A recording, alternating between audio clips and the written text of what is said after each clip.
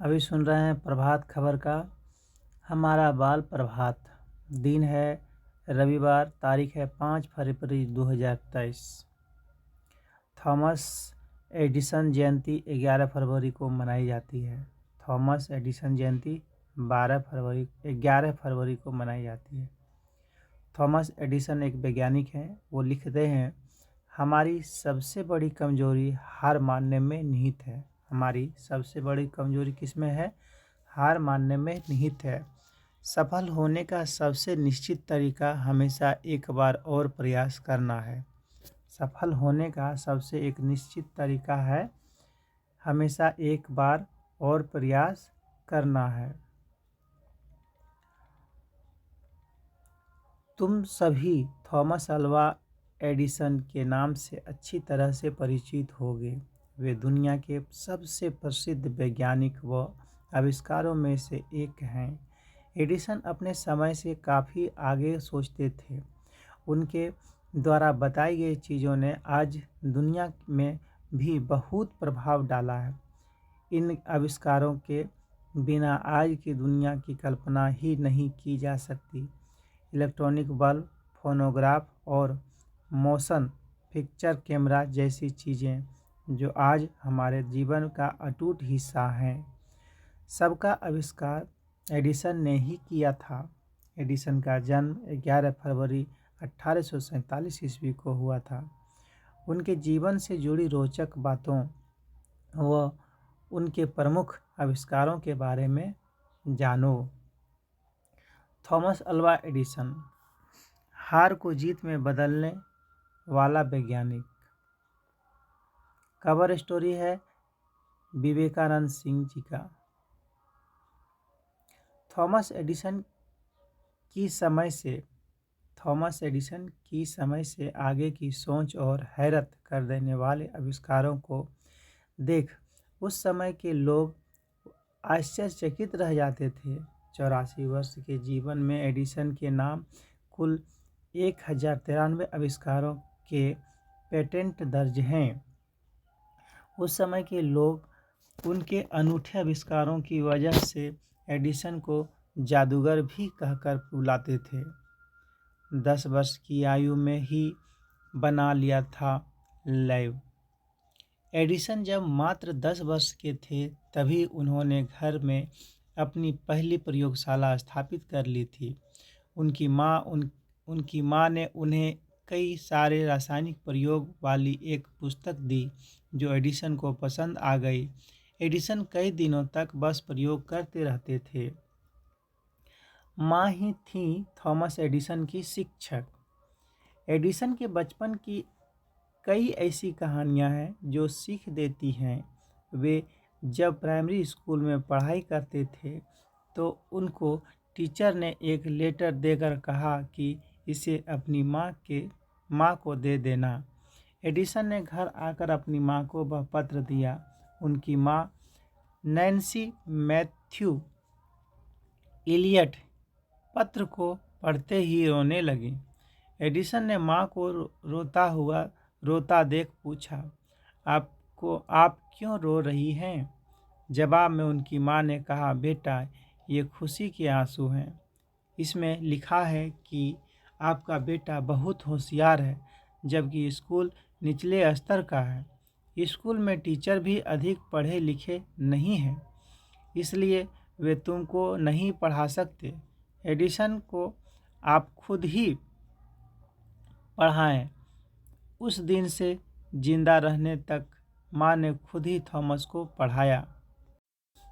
शिक्षकों ने बता दिया था दिमागी कमज़ोर। कई वर्ष बाद जब उनकी माँ का निधन हो चुका था और एडिसन एक महान वैज्ञानिक बन चुके थे, तो एक दिन घर में उनको अपनी माँ की अलमारी में से टीचर का दिया हुआ पत्र मिला। उसने उस पत्र को खोला तो हैरान रह गया।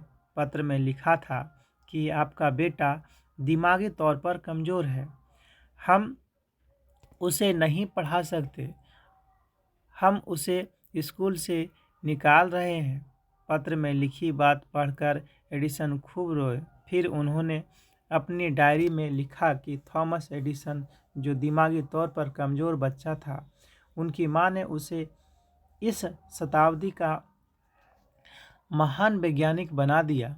थॉमस एडिसन ने विज्ञान की दुनिया में अतुलनीय योगदान दिया है और अपने आविष्कारों से दुनिया के लोगों का जीवन आसान किया।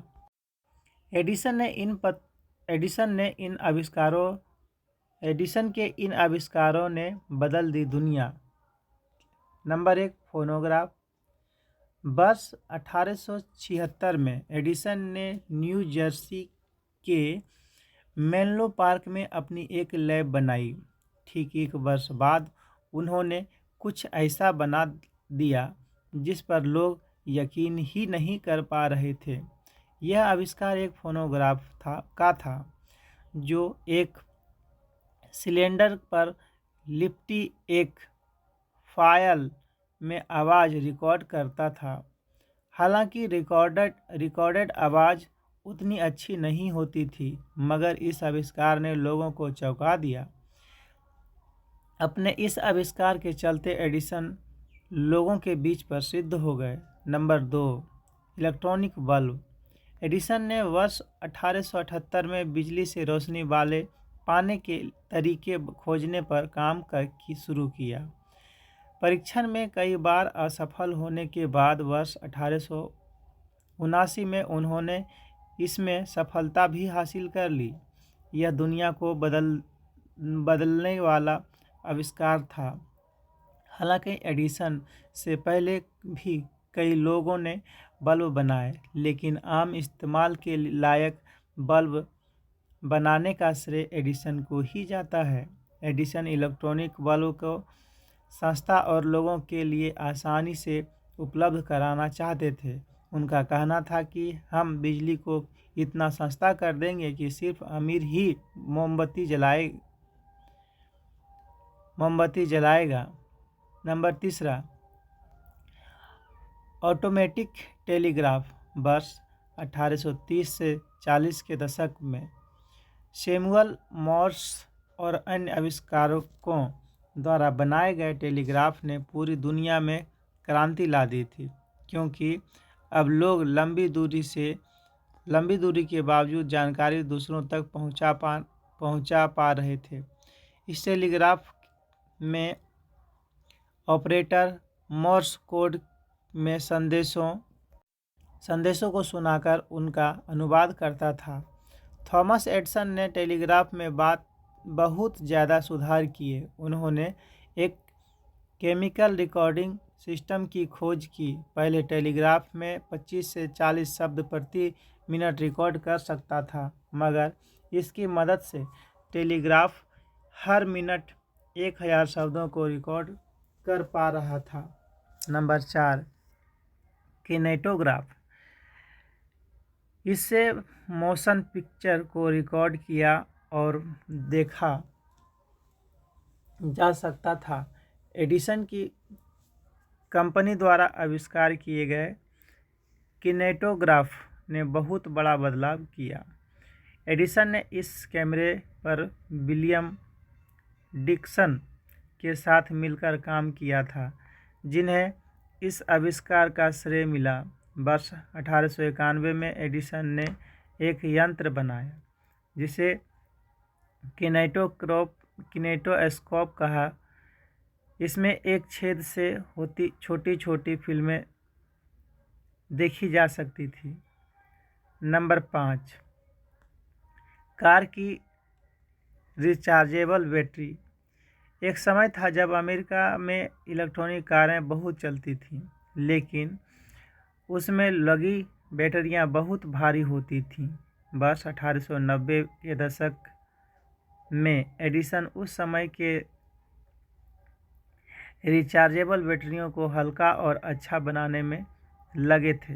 वर्ष 1901 में एडिसन ने निकल आयरन बैटरी का पेटेंट कराया और एडिसन स्टोरेज बैटरी कंपनी खोली, जो इलेक्ट्रॉनिक कारों के लिए बैटरी बनाती थी। हालांकि बाद के दिनों में पेट्रोल इंजन के आने और पेट्रोल के सस्ते होने के चलते इलेक्ट्रॉनिक कारें धीरे धीरे गायब हो गईं।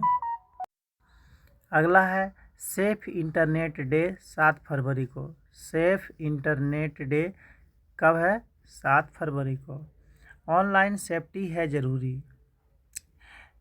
ऑनलाइन सेफ्टी है ज़रूरी, यह विषय है, आर्टिकल है शिखर चंद जैन जी का। बच्चों, तुमने कोरोना काल में खूब ऑनलाइन पढ़ाई की होगी।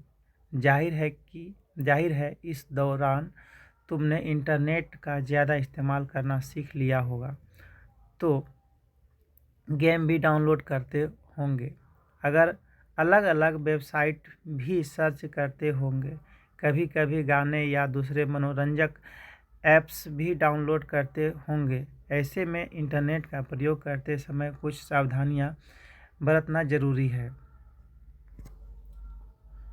इंटरनेट का प्रयोग करते समय क्या तुमने कभी सोचा कि गलत ऐप डाउनलोड करने या किसी गलत वेबसाइट पर सर्च करने पर तुम बड़ी मुसीबत में फंस सकते हो? तुम्हारी जरा सी चूक तुम्हारी मम्मी पापा के बैंक अकाउंट को खाली कर सकती है। साइबर अपराधी तुम्हें ब्लैकमेल कर सकता है, या तुम किसी गलत आदत के शिकार हो सकते हो जो तुम्हें तुम्हारे करियर के लिए नुकसानदायक साबित हो सकता है। अनजान लोगों से न करो चैट। किसी भी सोशल मीडिया प्लेटफॉर्म पर तुम्हें किसी अनजान व्यक्ति की पोस्ट पर टिप्पणी करनी चाहिए, ना फ्रेंड बनाना चाहिए। व्यक्तिगत जानकारियाँ जैसे स्कूल का नाम, मोबाइल नंबर, घर का पता आदि तो हरगिज न दो। मजबूत और सुरक्षित पासवर्ड। ज़्यादातर पासवर्ड जन्मतिथि, शहर का नाम या अपने नाम से बना लिए जाते हैं। इन्हें साइबर अपराधी आसानी से क्रैक कर सकते हैं। तुम कम से कम 8 अक्षर का पासवर्ड बनाओ। इसमें अल्फ़ाबेट, नंबर व सिंबल भी हो। अब है अपरिचित मेल या मैसेंजर न खोलो। कभी भी अनजान मेल आईडी से प्राप्त ईमेल या अनजान नंबर से प्राप्त मैसेज नहीं खोलना चाहिए।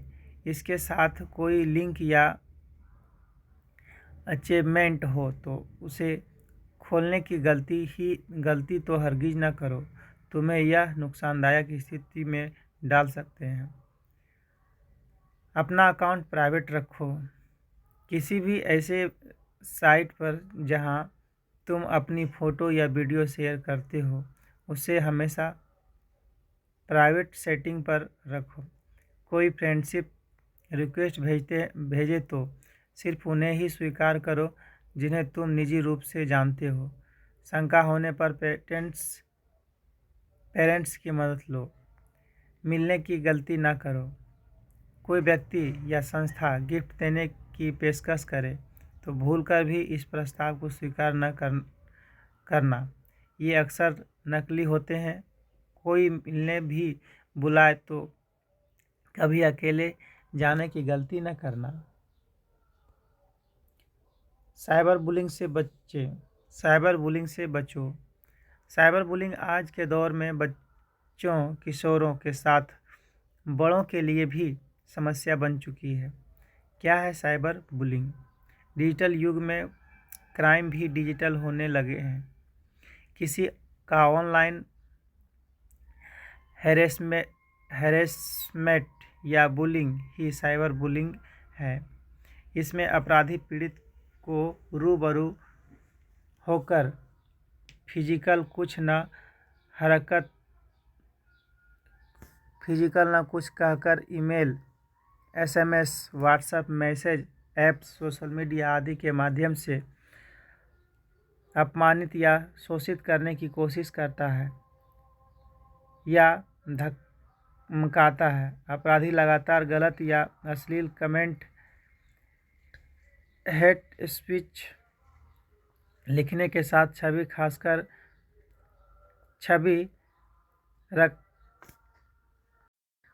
छवि खराब करने वाली बातें फैलाता है। इस स्थिति में क्या करना चाहिए?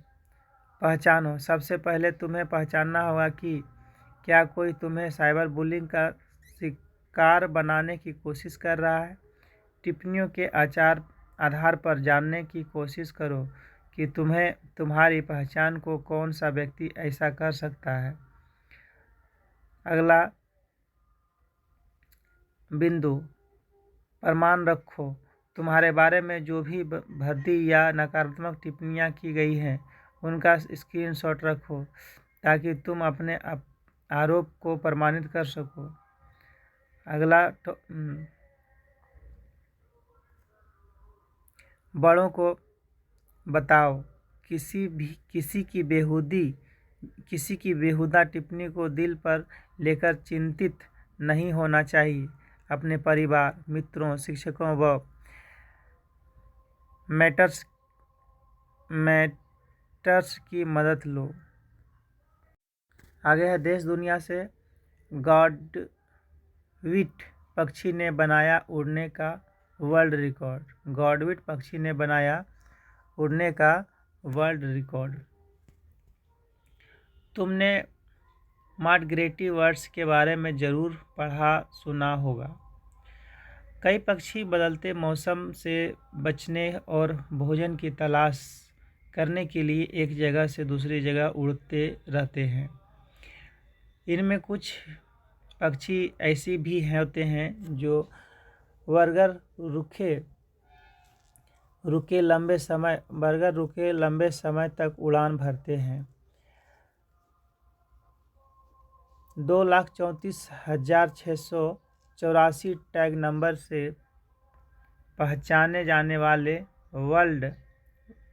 जाने वाले बार टेल्ड गॉडविट प्रजाति के 5 महीने के एक ऐसे ही पक्षी ने बिना रुके सबसे लंबी दूरी तक उड़ान भरने का नया गिनीज वर्ल्ड रिकॉर्ड बनाया है। गिनीज वर्ल्ड रिकॉर्ड के अनुसार इस पक्षी की यात्रा 12 अक्टूबर 2022 को अमेरिका के अलास्का से शुरू होकर ऑस्ट्रेलिया के तस्मानिया तक 13,560 किलोमीटर यानी 8435 मील की रही। इस पक्षी ने बिना रुके लगातार 11 दिन और 1 घंटे तक अपनी उड़ान जारी रखी। उड़ान के दौरान गॉडविट की पीठ के निचले हिस्से में 5G सैटेलाइट टैग जुड़ा था, जिसकी मदद से उसे ट्रैक किया गया और उसकी यात्रा को मापा गया। सबसे अधिक लंबी दूरी तक उड़ान का पिछला रिकॉर्ड भी इसी प्रजाति के दूसरे पक्षी के नाम था, जो उसने 2020 में बनाया था। इस बार गॉडविट ने 350 किलोमीटर दूरी से पिछला रिकॉर्ड तोड़कर नया रिकॉर्ड कायम किया। लड़ाकू विमान सा आकार। गॉडविट का आकार लड़ाकू विमान की तरह होता है। इसके लंबे व नुकीले पंख इसे हवा में तेज उड़ने की क्षमता देते हैं। इसका वजन 230 से 450 ग्राम है बीच होता है। इसके पंखों की चौड़ाई 70 से 80 सेंटीमीटर होती है। एक वयस्क गॉडविट की लंबाई 37 से 39 सेंटीमीटर के बीच होती है। पक्षियों की यह प्रजाति आमतौर पर अलास्का में पाई जाती है, लेकिन प्रयास के लिए यह ऑस्ट्रेलिया व न्यूजीलैंड का रुख करते हैं। प्रवास के लिए यह ऑस्ट्रेलिया व न्यूजीलैंड का रुख करते हैं। अब है नॉलेज बैंक। क्या है हरा धूमकेतु?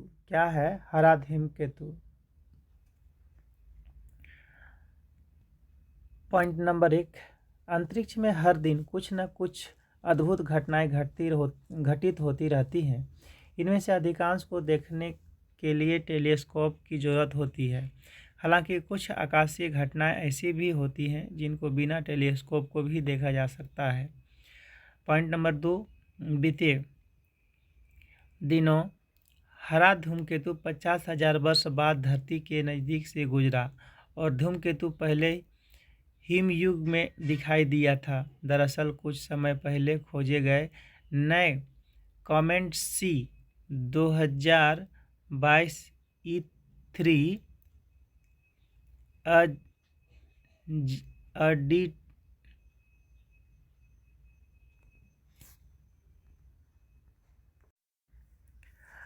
अडरियफ को ही हरा धूमकेतु कहा जाता है। अडरियफ को हरा धूमकेतु कहा। वैसे तो अधिकांश धूमकेतु पीली, सफ़ेद या नीली रोशनी बिखेरती हैं, लेकिन यह धूमकेतु हरी रोशनी निकाल रहा है। जो धूमकेतु ज़्यादा तेज गति से सूर्य का चक्कर लगाता है वही हरी रोशनी छोड़ता है। सूर्य के करीब आने पर गर्म होकर यह चमकता है। अगला पॉइंट, दरअसल धूमकेतु और बर्फ से बनी होती हैं जो सूर्य की परिक्रमा करती हैं। धूमकेतु शब्द लैटिन शब्द कोमेटा से आया है जिसका अर्थ है लंबे बालों वाला। अगला पॉइंट है, धूमकेतु की चौड़ाई कुछ मील से लेकर 10 मील तक हो सकती है। जब धूमकेतु सूर्य के करीब उसकी परिक्रमा करते हैं तो गर्म हो जाते हैं और धूमकेतु स्वयं गैसों का मलबा छोड़ते हैं। अगला पॉइंट है, धूमकेतु के ठोस भाग जिनमें अधिकतर पानी, बर्फ और धूल के कण होते हैं, सूर्य से दूर होने पर निष्क्रिय हो जाते हैं।